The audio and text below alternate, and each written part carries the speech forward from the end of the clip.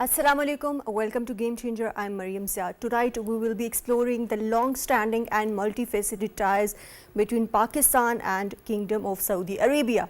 When we look at these ties, of course, we know that both countries have enjoyed these relationships that are rooted in mutual respect and religious values for decades now. And we know that Prime Minister Shehbaz Sharif is in Riyadh now to attend the 8th edition of Future Investment Initiative. He will also be holding, of course, and has held bilateral and key bilateral meetings with the Saudi leadership when we look at, of course, the bilateral areas of cooperation between both the countries, and both the countries are looking to diversify their cooperation to areas of artificial intelligence, robotics and sustainability as well. In today's program, we will be looking towards the potential of expansion of these ties. We know that earlier this month, both the countries signed over 27 MOUs, and of course they were worth over $2.2 billion. What it means for both the countries when we talk about the future and implications for growth for both the countries, we will be discussing in today's program. To discuss this and more, we are joined in the studios. We are joined online by Dr. Vaqar Ahmed, who is Senior Analyst. Welcome to the program. We are also joined by Dr. Usman Chauhan, who is Advisor on Economy, CAS. Welcome to the program. And we are joined online by Mr. G.R. Baluch, who is former ambassador. Welcome to the program. Dr. Vaqar, let me start with you. Of course, when we look at this visit of Prime Minister Shehbaz Sharif to 8th edition of Future Investment Initiative, how significant is this visit for Pakistan at this point in time?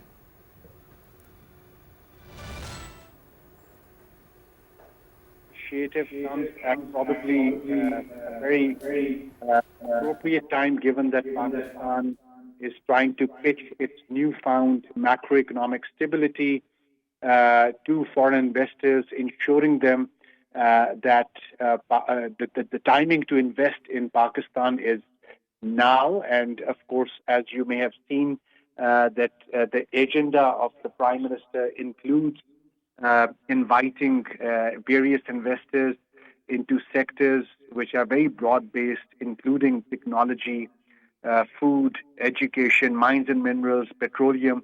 So these are a host of areas where, of course, Pakistan is trying to pitch.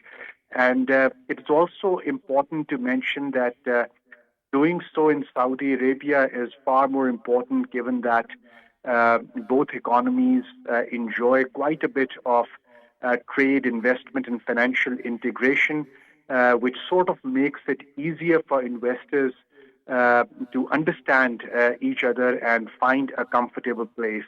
I think probably one more thing that I'd like to add in response to your question is that the summit which the Prime Minister is attending, of course, points towards the potential of artificial intelligence and robotics and the potential it has for industry and agriculture.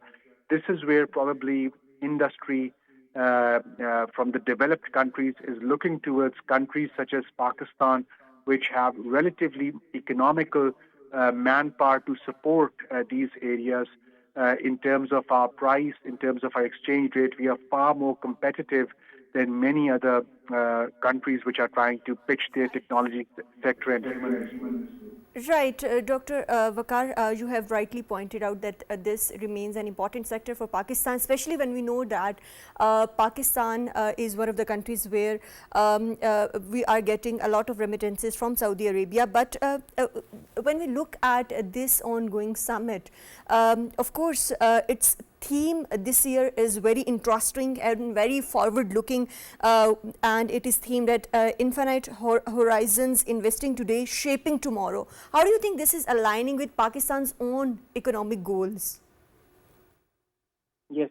So basically, the way Pakistan has tried to frame the medium-term economic agenda, it is under the 5 E's framework, which the Planning Commission has put forward. It's fairly broad-based and really resonates with the theme of this initiative, the Future Investment Initiative. And if one looks at our own homegrown thinking, which the Planning Commission has noted in the 5Es framework, it does talk about attracting global investments in AI, robotics, energy space, healthcare, sustainability sectors, so these are basically the themes which are being discussed. Now, of course, I think one of the sort of core areas where we'll need to sort of make a lot of effort is that these investors who are in this space, they, of course, need to be attracted with utmost care. They cannot, of course, be subjected to the regulatory environment, which is very complex. So this is what Prime Minister has hinted towards even today in his communication, that Pakistan is easing the regulatory regime in many of these sectors, which are being dubbed as the sectors of future in this initiative.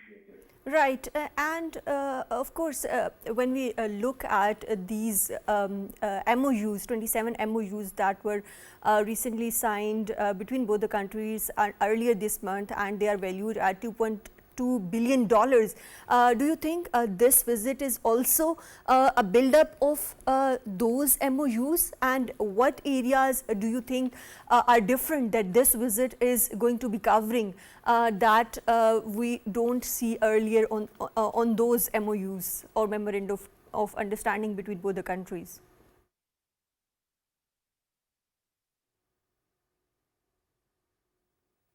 Right, Dr. Vaqar, can you hear me? When we look at this visit, do you think this is a build-up on the earlier MOUs that were signed between both the countries, Pakistan and Kingdom of Saudi Arabia, that was valued at $2.2 billion? Indeed, indeed. So I see this visit as a very strong follow-up of the Saudi delegation, which had arrived earlier.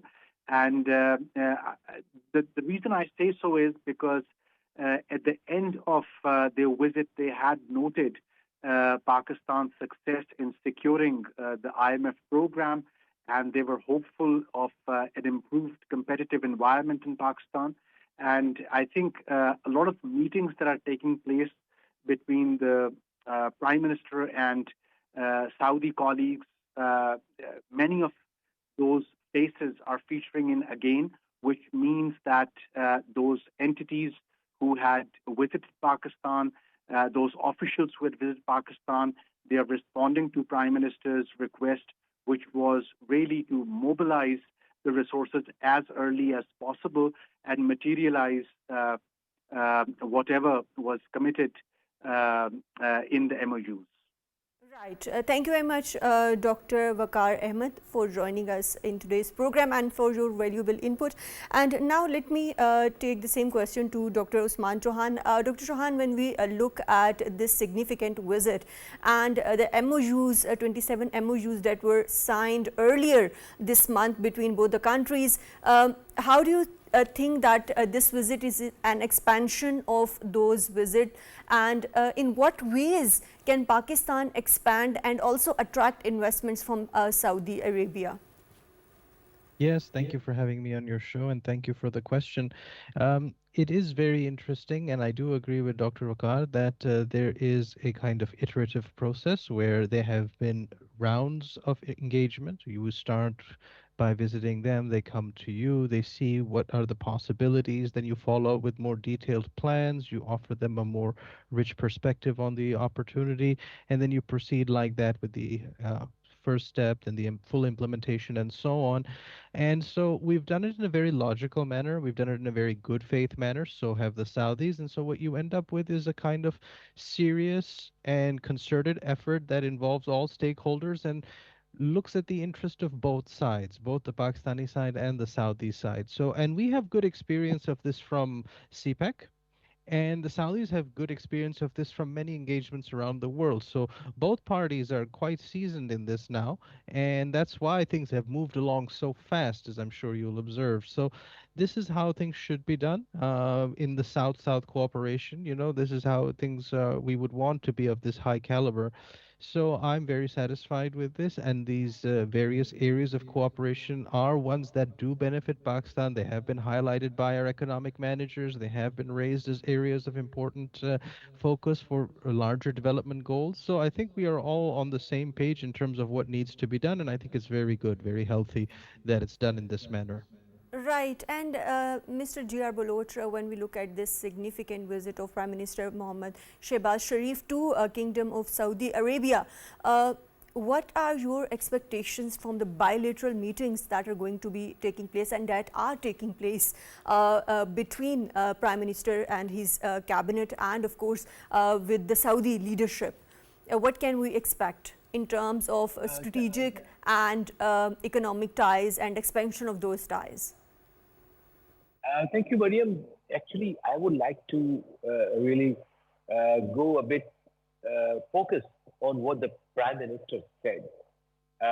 It is an amazing and a very, very creative and a very forward-looking statement that he made. And I would like to focus on what he said was the three vital domains on which Pakistan is seeking partnership, seeking expertise, seeking exchange of knowledge, and these are actually foundational domains. That is artificial intelligence, education, and health. I think that is how I think we probably can. What we you also mentioned, and other friends also mentioned that we have a youth buzz, and that can be a really a big surplus and a very positive, in fact, that we can leverage towards those countries which do not have that kind of an advantage. We are on that kind of course where our universities, our educational institutions are giving the appropriate training to these youth. So I think it is through this approach where we use leverage artificial intelligence, we leverage other innovations that we can really leapfrog and really attain what we always say the goal of being a middle income country, because I look at it from their point of view. And the only thing I think the most logical approach for us would be to leverage these emerging technologies in all domains that are foundational to our improving the human resource in Pakistan, education, health, agriculture, and rightly Of pointed course. out that Of course, energy and sustainability, of course, these are the areas that both countries are looking to expand their, of course, mutual cooperation. But Dr. Usman Chauhan, when we look at Saudi Arabia's Vision 2030, we know that this ongoing future investment initiative is also in line with Saudi Arabia's Vision 2030. How do you think countries like Pakistan, like Mr. G.R. Baluch earlier alluded to as well, can benefit from these future-looking areas and avenues where Pakistan has the human resource, but it may lack a certain skill set and maybe economic resources? Yes, absolutely. There's a lot of synergistic benefits from countries cooperating for mutual gain and working on projects with a long-term horizon. Saudi Arabia's Vision 2030 is very crucial to their development, further development, because it seeks to situate Saudi Arabia in a more diversified post-hydrocarbon global economy and developing their human resources, sharing their skills, interacting in more sectors, not suffering from the Dutch disease, which is the excess dependence on hydrocarbons, and the appreciation of their currency. The thing with the Saudi economy right now is that it is difficult to balance the budget unless the oil is above a certain price. So, in order for that, they're looking for partners who can add inputs into their economy and places where they can invest for a higher return so that they have a more sustainable path towards 2030. And I'm sure they have a vision beyond that as well that has a synergy with 2030 itself. So, Pakistan benefits from that too because Pakistan has unique inputs to put into it. For example, such a large community of Pakistanis is working productively there, and at the same time all of these deals that are now in motion that you are hearing about as our prime minister visits there, all of this is part of syncretism and synergy between the compatible visions of two countries for a longer horizon. Right, and Dr. Chauhan, when we look at the earlier visit of Prime Minister Shehbaz Sharif to Kingdom of Saudi Arabia in April 2024, where of course investment package of over $5 billion were discussed. How do you think, what do you make of the steps that have been taken so far in line with those investment, deals or package? Yes, well, it should all be seen as part of a larger comprehensive engagement. So when we look at when we reappraise what happened in April, when we look at what is happening now, we are not looking at it tactically in terms of step by step, but rather we're looking in terms of how these fit into the larger whole. And certainly the due diligence from both sides is very robust. It's because both sides have prioritized it. So Pakistan has prioritized Saudi participation in its economy, and then Pakistan has dedicated all kinds of resources to assist Saudi Arabia in its economic journey over decades, and that includes now. And that includes now offering useful investments for them that are also beneficial to our economy. Some of it seems very futuristic, but some of it is that futuristic stuff will be relevant very soon. And at the same time, there are more traditional sectors that also matter in that. So we're certainly looking at a more diverse portfolio that incorporates both the present and the future simultaneously. Right, there are traditional sectors and there are future looking sectors as well. And to talk more about it, we are joined online by Mr. Munawar Mirza, who is senior analyst. Welcome to the program. So, Mr. Munawar, when we look at the future looking, of course, cooperation between both the countries, of course, artificial intelligence, robotics, technology and space exploration are some of the areas that are being discussed in this initiative. And of course, Prime Minister Shehbaz Sharif in his recent visit and in his recent speech also alluded to these areas as well. How do you think that Pakistan can benefit from Kingdom of Saudi Arabia in these areas? Yes. I would like to point out one specific thing here. This is the most opportune moment for Pakistan to seek the investment from Gulf countries and particularly Saudi Arabia. Lot of potential when we talk about, and keeping in mind Pakistan's geopolitical and strategic location. Of course, Pakistan has had some difficulties in the past, but sky is the limit when we talk about exploration of these future, of course, areas. Mr. G.R. Baluch, what's your take on this when we talk about, of course, Pakistan's collaboration with Kingdom of Saudi Arabia in areas like artificial intelligence, robotics, and of course, traditional areas like energy as well? Yeah, you see what happens that any cooperation among countries has to be underpinned by strategic convergence, and not only one but convergencies actually, and also that Saudi Arabia and Pakistan are historical partners, and we have cultural, ideological, and like kind of broad and deep political understanding. So what we need to do is to leverage this strategic convergence into converting this strategic understanding into tangible cooperation, keeping in mind the present day needs of our population of the two countries actually. It has to be essentially a win-win game. Only then I think we can realistically speak and say that the investors from Saudi Arabia would come to Pakistan and that both the countries benefit. It's just not when I always been, in fact, my even assignments as a diplomat, I always sort of to my host countries, I said that we must look for cooperation which is essentially for both the countries. It has to be a mutually beneficial cooperation. So I think Pakistan and Saudi Arabia since have a very deep and a broad understanding at the strategic level. So I think it is very easy. What we need is these experts to sit down together, identify those emerging technologies, like the way we are now concentrating on this very summit that our Prime Minister is attending for the future technologies. So I think, and also I believe that looking at the complexity of the issues and the challenges that the countries they face, and especially the countries of the South, it is through collaboration, cooperation among the way it was also indicated by one of our friends, the South-South cooperation. In fact, I would say the future since is for Asia, and most of the South and Southern countries are in Asia. So I think it will be very important for Pakistan, Saudi Arabia to really become a model of this win-win cooperation and collaboration in the future technology.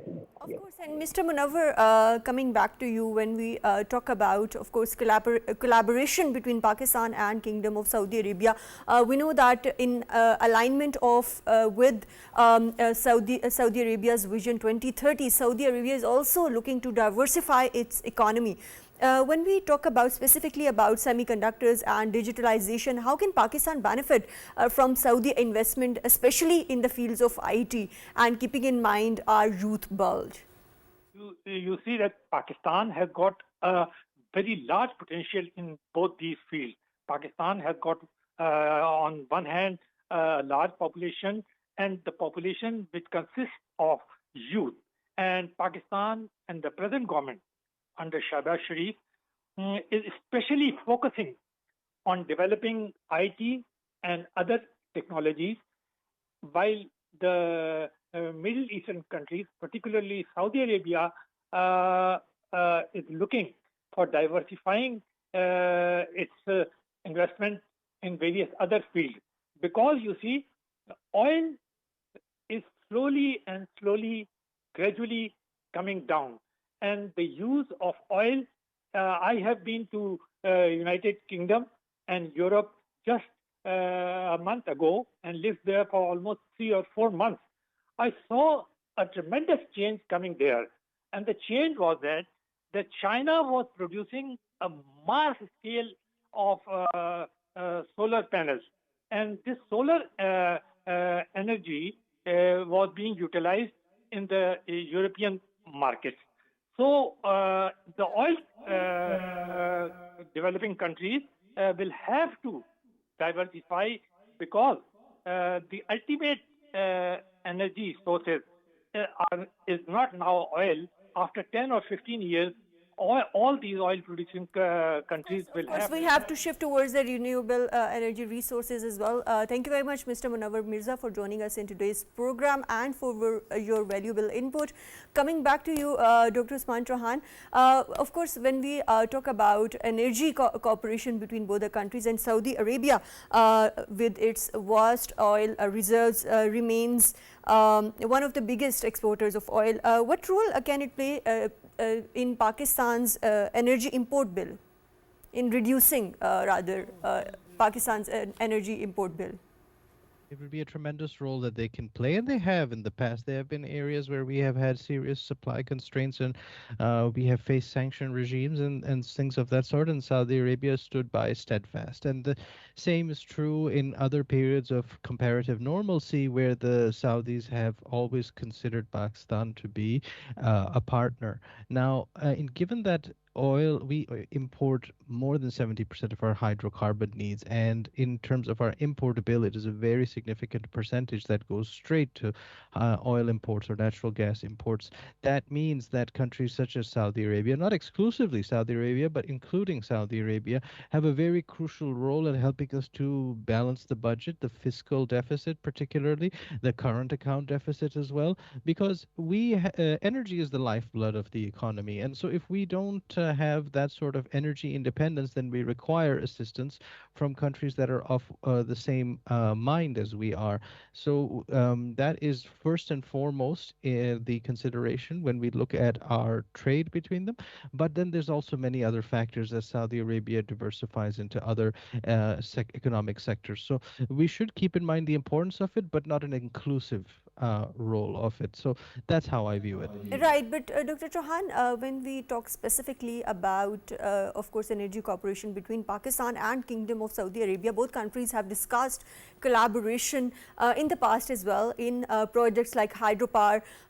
What kind of initiatives can we anticipate specifically after this visit or after the MOUs that were signed earlier this month?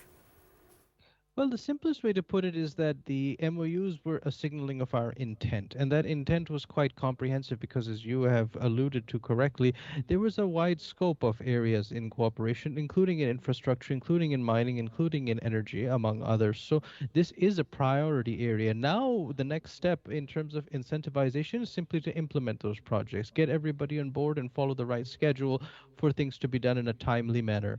That's, I think, the primary thing. The implementation part, that is always the challenge for any developing country, is to make things come into practice, like practical implementation stuff. So I believe that Right. because of the political will being so strong on both sides, especially on the Pakistani side, I think the possibilities for this happening are very, very good. And so we should look forward to this type of cooperation happening in a serious way. Right, and Mr. Baluch, when we look at, of course, energy cooperation, given Pakistan's strategic location, how do you think that the strong energy cooperation between Pakistan and Saudi Arabia can enhance maybe, of course, regional stability or enhance regional connectivity in this region and beyond?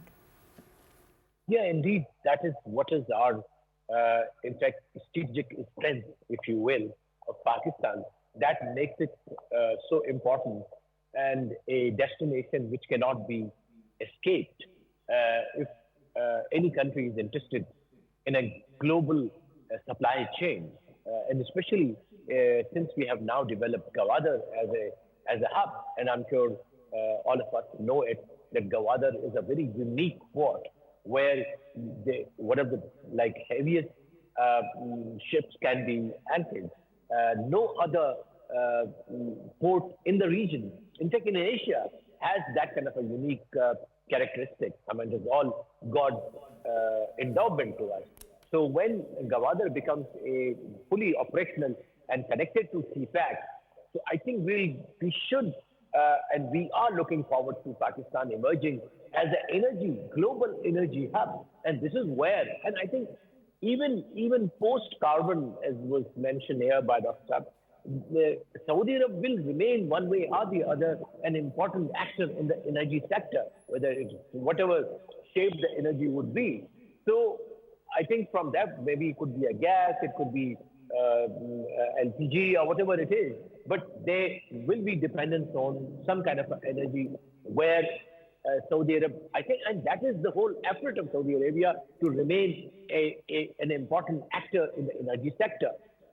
And I think Pakistan does provide Saudi Arabia that strategic option to play and continue to play that role. So I think Saudi leadership do realize, and they have full understanding of to the strategic location of Pakistan, and I think what we need is what was said also to really this big vision, this big dream for the future of the two countries has to be implemented.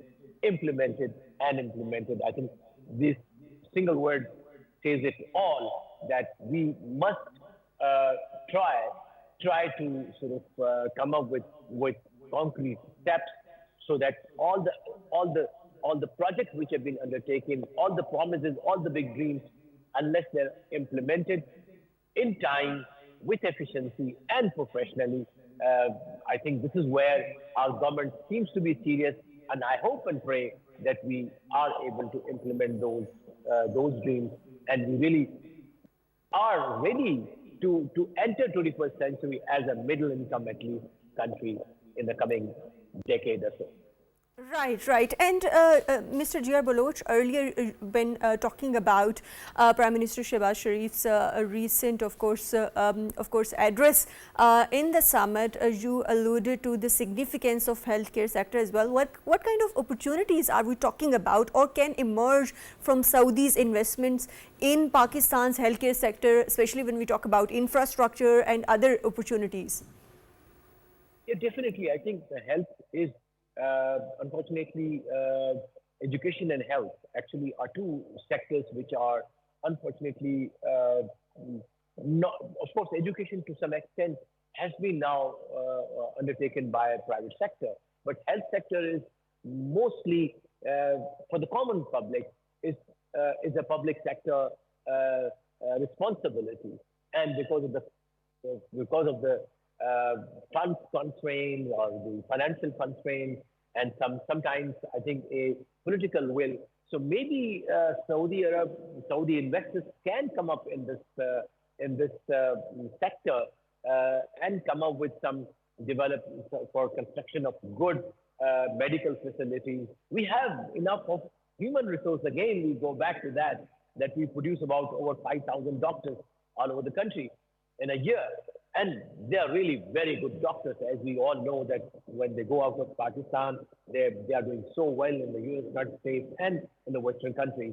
So if the similar kind of opportunities are provided to them here in Pakistan, Pakistan can really become a center of health tourism as being touted by some of the other countries. They're being promoted by some of the countries, like in Turkey, Malaysia, even India to some extent. We do go for affordable medical care, although there have been some good initiatives, at least I know of, in the province of Sindh and some in Balochistan, not that much, but in Punjab. So I think we should look at as to what Saudi Arabia can and should be interested in establishing good state-of-the-art, world-class hospitals in our cities, in our different provinces, which can not only be open to the Pakistani citizens, but to the other countries as well.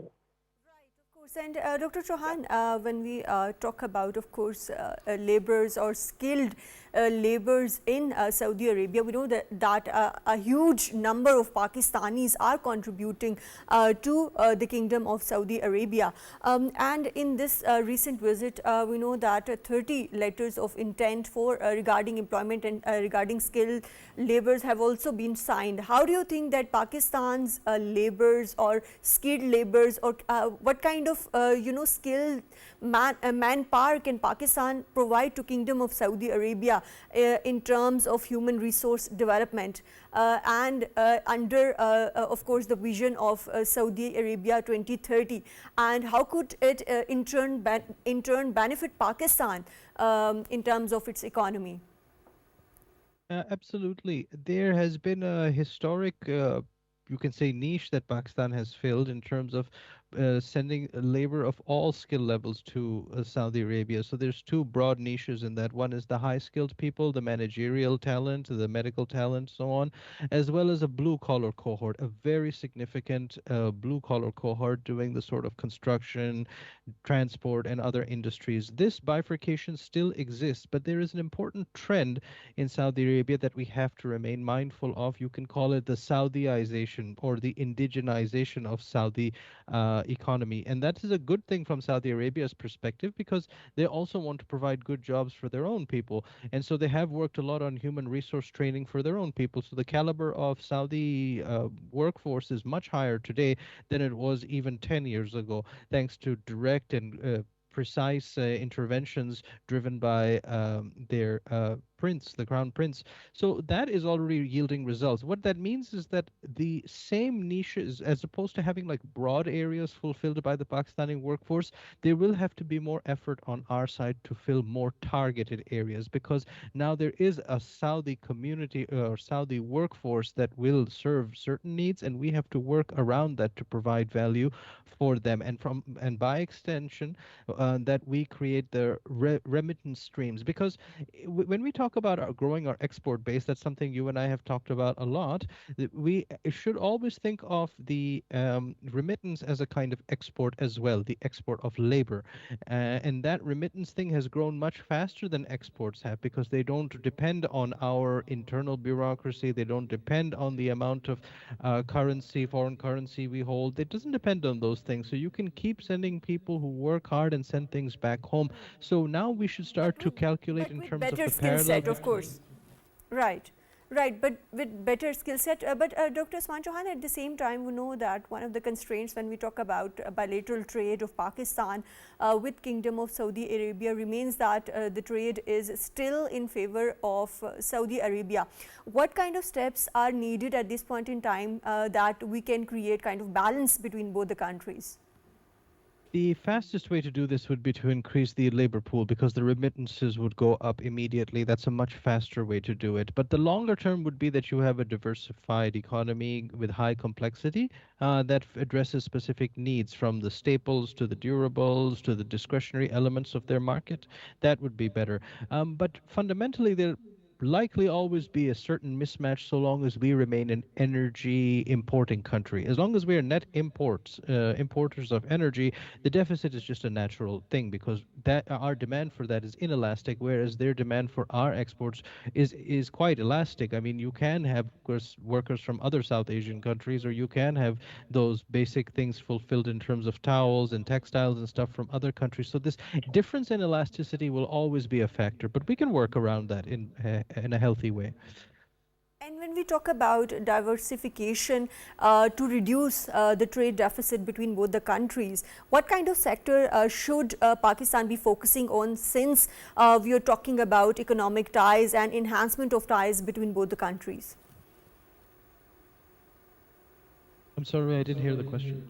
Right. Dr. Chauhan, when we talk about, of course, reducing the trade deficit between Pakistan and Saudi Arabia, what sectors do you think Pakistan should be focusing on, since we are talking about economic ties and enhancement of economic ties between both the countries?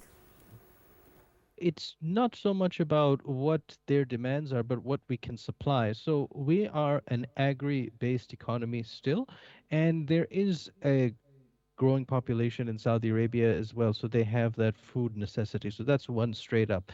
Then in terms of like their textile demand and consumer discretionary stuff, that remains a cornered market that we're doing fine in that. So I guess the best way to quickly expand this is on the labor side, and that means both on the blue collar side and on the white collar side, where you have the specialists going there while keeping in mind the Saudiization of the Saudi economy as well, so the indigenization of their economy.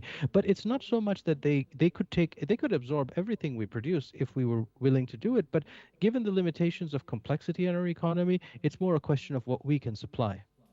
Right, and Mr. G.R. Baluch, when we talk about, of course, collaboration between Pakistan and Kingdom of Saudi Arabia in diverse areas, mining remains an important sector, and you earlier alluded to the significance of Reko as well. How do you think this particular sector and collaboration in coming days changing and contributing to Pakistan's economy, coming from, of course, when we talk about in terms of Saudi investments that are going to be coming in?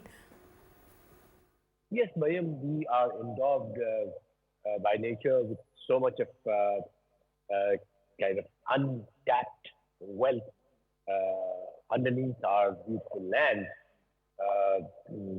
Copper, silver, gold, you talk and name anything. And what we lack is investment, because it requires a lot of money. It's all capital intensive enterprise. So Saudi, I think they can gainfully invest into the mining. And then, of course, there's another very crucial sector within the mining is the processing. For example, from Reko, I mean, we have some arrangement with some countries, but we get a very tiny share of it because we don't have the processing. For example, for the gold or for the copper, they take the raw ores from our mines, take it home, and give us a tiny little share of it. I'm sorry, I, as a Pakistani, would say that we should be able to get the investment from Saudi Arabia and other friends and develop our own expertise, train our own engineers, and have our processing units right there for various reasons. One, that we don't dependence on others and we get extra benefits. And most importantly, the people who are kind of living around it, because there has been a problem with us that there have been a resentment by some people that, oh, we don't benefit from it. The Recodec is there. The mines are coming. So I think it can generate a lot of jobs for the locals and our Pakistani nationals all over. So I think there's a need for us to get the Saudi investment and develop that infrastructure for optimizing the benefits of the mineral wealth that we have.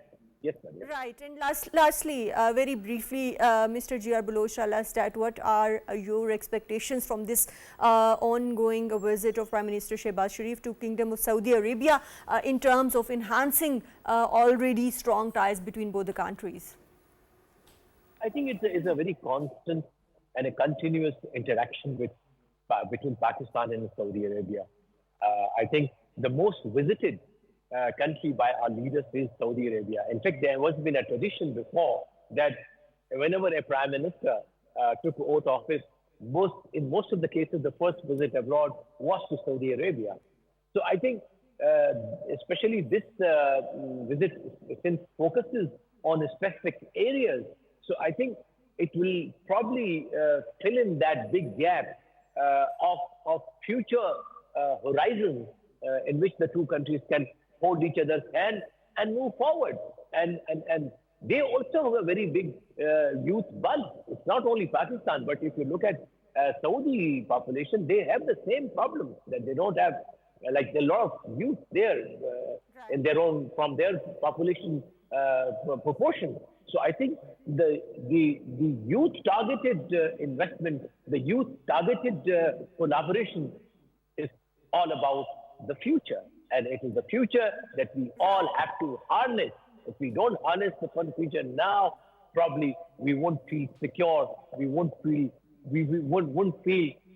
being equally treated in the world. So I think it is intrinsically in the interest of the two countries to collaborate and move forward in this way for the future cooperation and collaboration. Yes, ma'am. Thank you very much, Mr. G.R. Baluch, for joining us in today's program. Thank you very much, Mr. Usman Chauhan, Dr. Usman Chauhan, for joining us in today's program. Of course, when we talk about Pakistan's ties with the Kingdom of Saudi Arabia, we know that these ties are rooted in unique, of course, relations that is deep and unique in terms of interstate relations and traditional relations between any two countries. And when we look at this ongoing visit of Prime Minister Shehbaz Sharif, this is going to be enhancing the economic relations and strategic partnership between both the countries. That's all from Game Changer tonight. Take care. Allah Hafiz.